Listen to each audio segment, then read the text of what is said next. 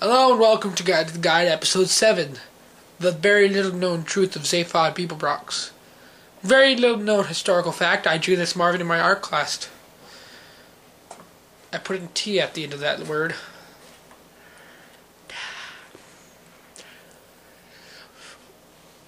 It is the very little known truth of Zaphod Beeblebrox because he is the character with probably one of the least insights to who he really is.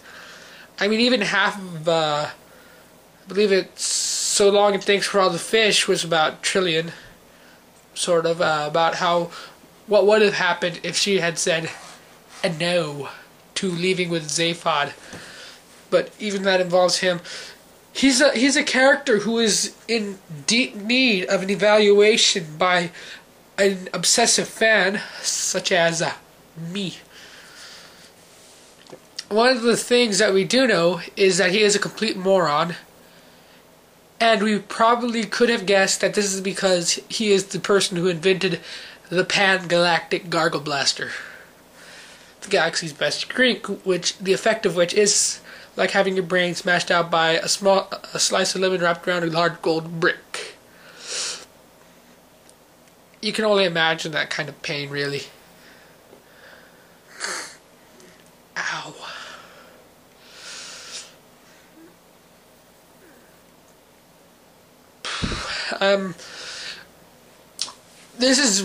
That is one of the very few things that's explained, but they really do not tell how he created this drink. And I'm pretty sure they never will, because, you know, another thing among several, really, is that he is Zaphod Beeblebrox, the Nothingth. Number 0. We first meet his great-great-grandfather, Zaphod Beeblebrox the Fourth, on the Starship Heart of Gold, I believe, in the restaurant at the end of the universe, or Life, the Universe, and Everything. I think it might be Restaurant at the End of the Universe.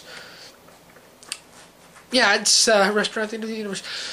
Well, they revealed that his entire family was in a time-traveling accident, which brings to my mind 2 time machines traveling through time, colliding,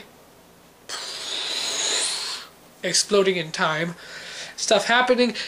And the reason he's the Nothing is because he brings shame to the family name and to the name Zaphod Beeblebrox, which they all unwillingly share and most likely regretfully share. He always referred to himself as number 1, the first. Huh.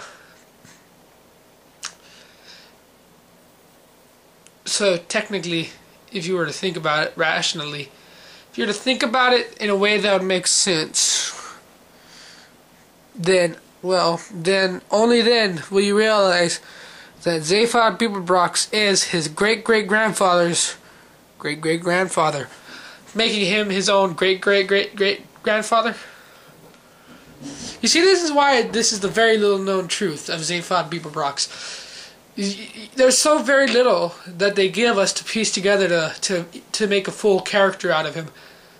But they give us enough to enjoy the character, and they give us enough insight in these 5 books in one outrageous volume, along with the short story, to show that all he really wants is the fame and the money.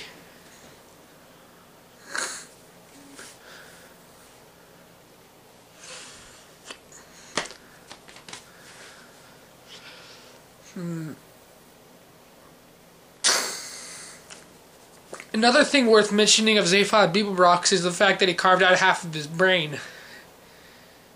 Yeah, well, at least in the movie he did. In the movie he carves out half of his brain, puts it into the second head, which is... yeah.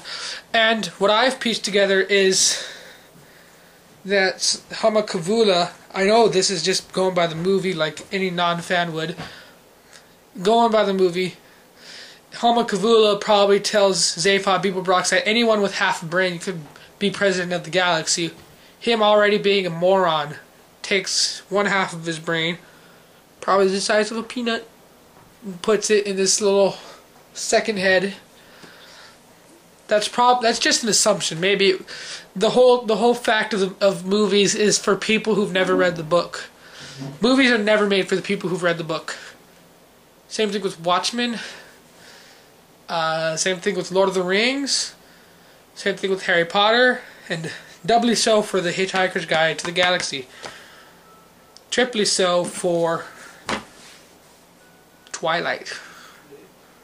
I hate Twilight. I really hate Twilight.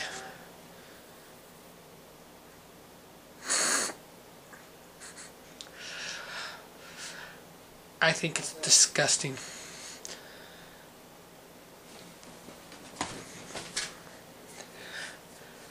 I'll give you $20 if you can guess what that was.